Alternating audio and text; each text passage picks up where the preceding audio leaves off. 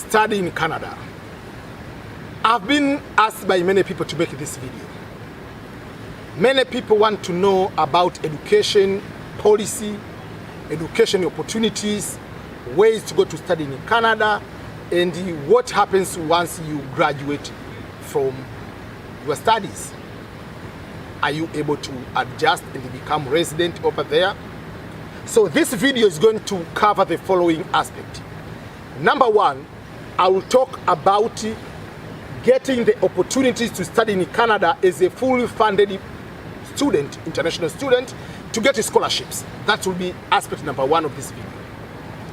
Aspect number two of this video, I'm going to explain for people who want to go to study in Canada as self-financing students. That means they are going to cover their own tuition, fees, and living expenses.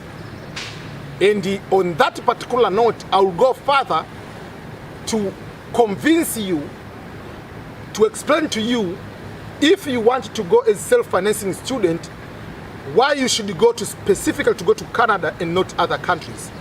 Because Canada is a prime country, has more to offer than US, United Kingdom, and most of European countries.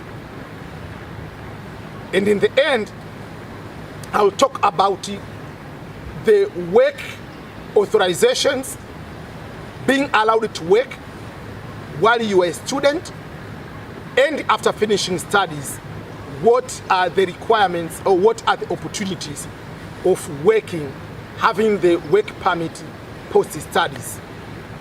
And in the last part, I'll be talking about how you can adjust or change your status from international student, finishing, get work permit, finishing, becoming a permanent resident of Canada, and why it is easier in Canada and not any other country in the world. Obviously, it is easier in Australia and New Zealand, and a little bit now UK have changed a little bit certain regulations, but why is it difficult in America? That means it is easier for you to go to Canada. It is worth to pay school fees on your own to go to Canada than paying for tuition and fees to come to study in the US. Welcome everyone. Sorry for the long introduction, but this is your guy, EBMSCHOLARS, and I welcome you to my YouTube channel, which is the headquarters of opportunities, and I'm talking from my home office here in Belton, Missouri, United States of America. So, disclaimer, I've never been to Canada.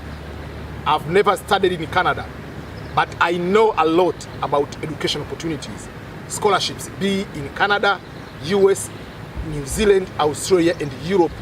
Those are the areas of my expertise, and I've been doing this explanation I'm giving to you for over 13 years so far about talking scholarships and how you can advise someone as international students to go to another country and get education and succeed in that particular country. So, Canada, being the first world country, just like in US, just like in UK, or most of the countries in Europe, or Australia, New Zealand, Canada has a lot of scholarship opportunities available for international students. But you have to be very careful on that.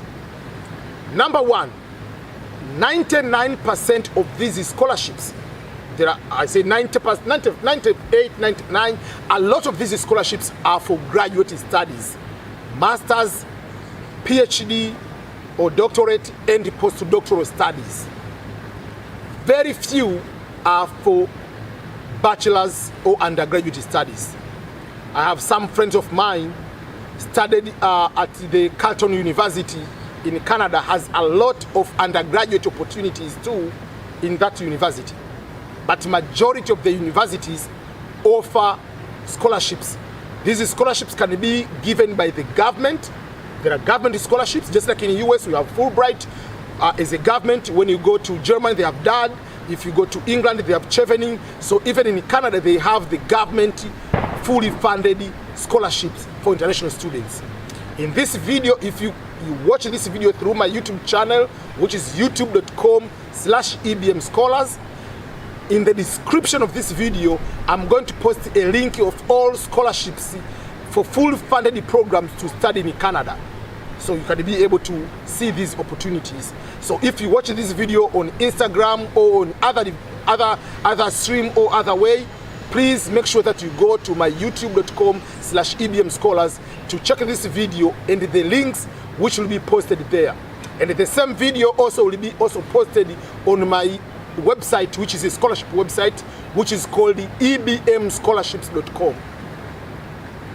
So, in a very high level, in order to apply for Masters and PhD in Canada, number one, you have to know that you have to take the English proficiency test, either test of English as a foreign language 12, or you have to take the International English Language Testing System IELTS exam. You have to take one of those exams. Almost all of the programs, they will require you to take the English proficiency test.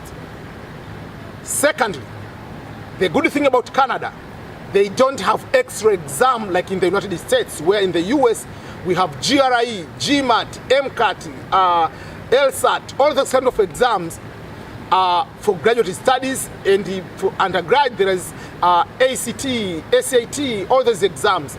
But in Canada they don't have any extra exam. So for that particular case you will save extra money and extra preparation will be reduced compared to the US. But in Canada you have to pay for the application fees for the university you are applying. So that is something, whether you are applying for the scholarship, whether you are applying for directly to apply as a self-financing student, you have to take the English proficiency, and also you have to pay for the application fees. But it is worth it. Most of the Canada application fees are between $50 to $100 depending on the universities. If you are applying for the PhD in Canada, most of the universities, they are doing the PhD by coursework and dissertation, just like in the United States. Different from Europe, where the PhD is mainly done through thesis. Meaning when you are applying, most of the universities in Europe, you apply through a supervisor. In Canada, which is the same as in US, 99% of these programs for doctorate, you apply direct to the university because you are planning to do a coursework. There are few professors, they might have a special assignment. They can announce, I want someone to apply to me for this particular program because I want you to be able to do this kind of assignment as assistantship. There are those kind of studentship or assistantship in particular. So that particular case you apply to the particular professor. But majority you apply maybe University of Toronto, you apply Vancouver, direct you apply to the university. So apart from those particular exceptions, the other requirements are the same in any scholarships. You must have a very good GPA. In most cases, upper secondary class. You must also have recommendation letters, statement of purpose. Even if you know for sure you are planning to go to Canada and your end result is to stay in Canada, in the statement of purpose you have to indicate that you are planning to come back to your country and what are you going to do upon returning to your home country. Deep down your planning will be, you can be able to adjust legally, but don't mention this is my official or my main intention to come to Canada is to do 1, 2, 3, 4.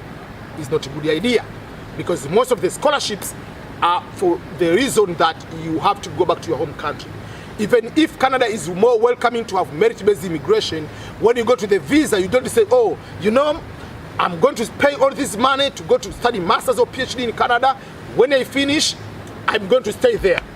No, don't mention that. You have to show that you are interested to come back to your home country first.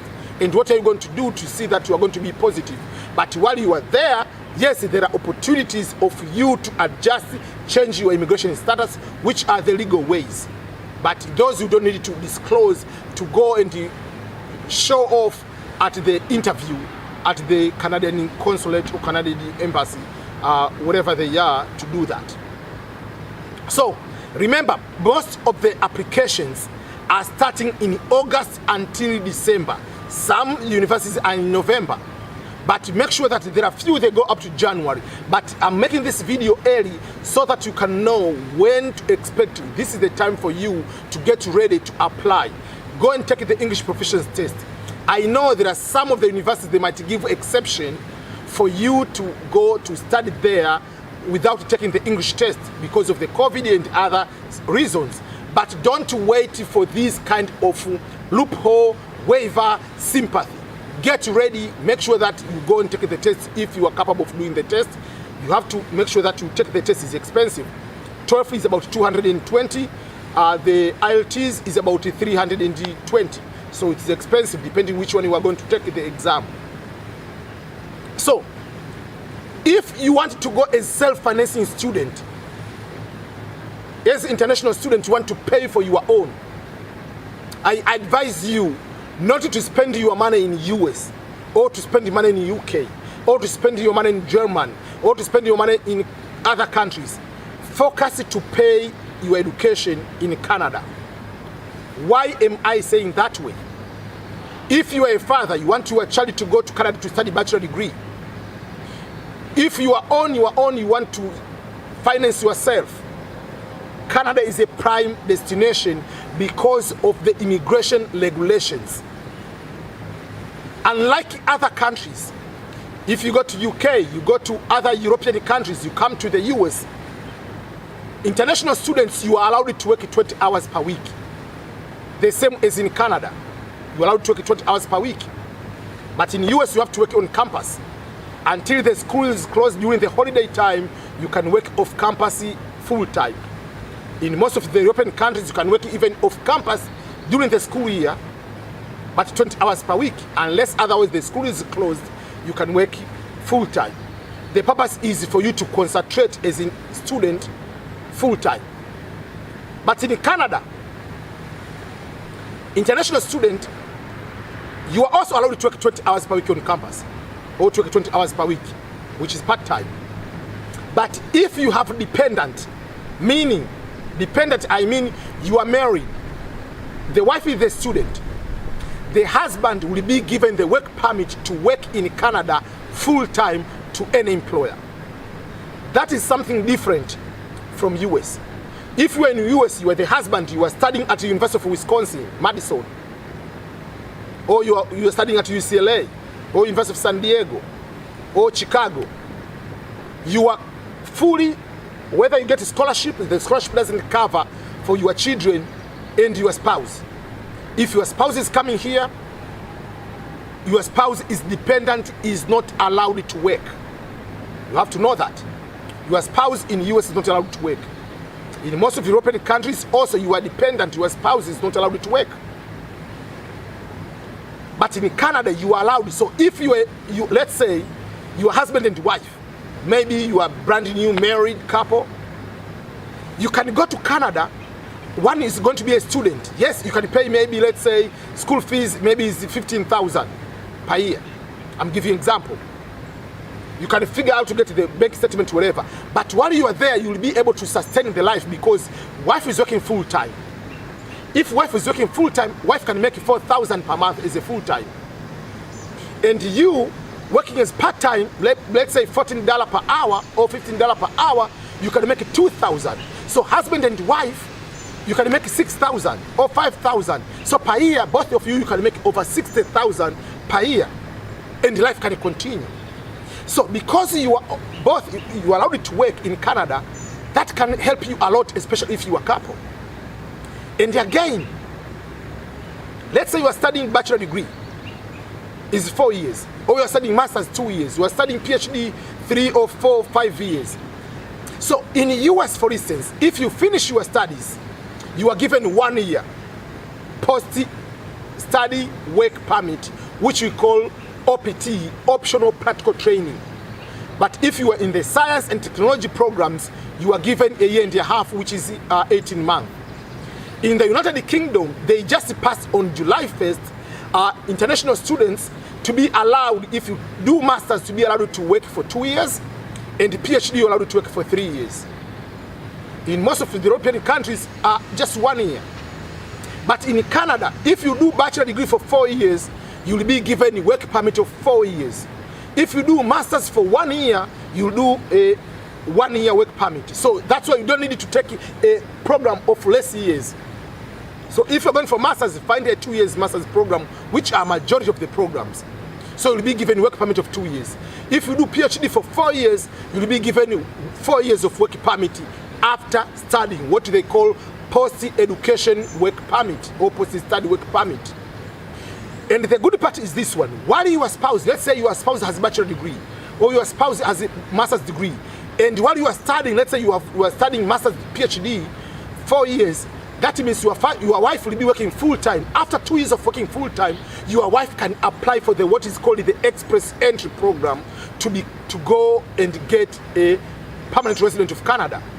And once it's get the permanent worker of Canada, you'll also be given the permanent resident of Canada, because your wife has bachelor degree or master's education already, has a work permit of Canada, full-time work permit of Canada.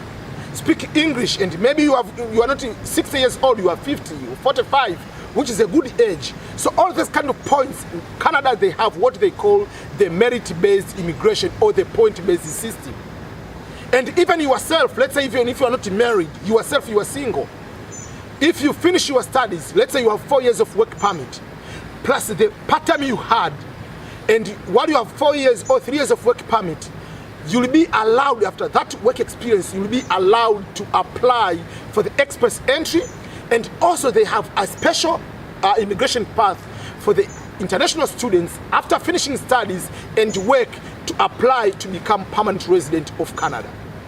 So in other words, it is worth your money if you plan in the end to get more work experience or to become permanent resident of Canada, to go to Canada than coming to US. If you come to study in the US, there is no a transition in that because you have bachelor degree or master's degree or PhD in America, you can apply for this program and become a permanent resident. It is until you get a job and the employer sponsors you. But in Canada, you don't need a sponsorship to apply for permanent resident. If you're already an international student, you graduated, you have work permit, you are working already in Canada. You don't need those kind of sponsorship. So in Canada, they have so much immigration path towards the permanent residence for international students than in the US or in other European countries. So for that particular case, I encourage you, if you want to go as self-financing, is to go to Canada. That's number one. But if you get 2 scholarships between the US and Canada or Norway and Canada, Canada is a good destination if you plan to stay in that particular country. But if you are planning, let's say for the university, why sometimes you look at certain type of jobs, US can be a good way because maybe you have thousands and thousands of universities, and let's say you are doing PhD and you want to stay in the US, versus in Canada, maybe we can say maybe in Canada there are fewer universities compared to the US. US is just like a continent with thousands and thousands. Than in Canada, you can find maybe there are very few universities, less than 100 or something number of universities. But in US, there are so much opportunities. If you look for that particular angle, yes, you might stay here. But if you're looking first of all for the guarantee of having a permanent residence and work permit which is sustainable without breaking any law, Canada is a very good destination. So for that particular case, I'm going to put the links of these scholarships in Canada, but also the big universities where you can see the cost of studying in Canada. I'll put some of the costs of this one in the link below, so that you can compare if you want to study in Canada or other countries. So while your people are looking, oh, my dream is in America, think about Canada, how Canada can offer you immigration opportunities than US or other countries.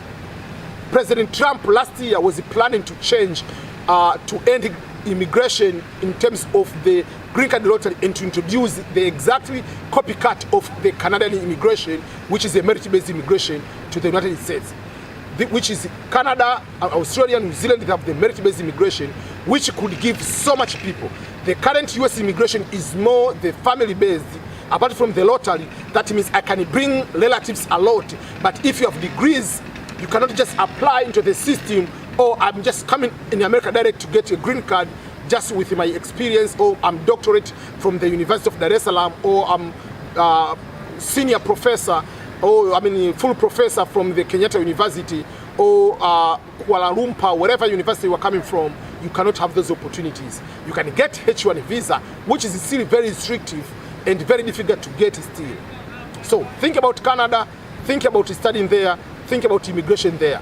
And life in Canada is more or less the same like the life in the US or any other developed world. So think about that. take action, apply, and go to Canada. All the best, everyone. This is EBM. Don't forget to share this video. Don't forget to subscribe to my YouTube channel.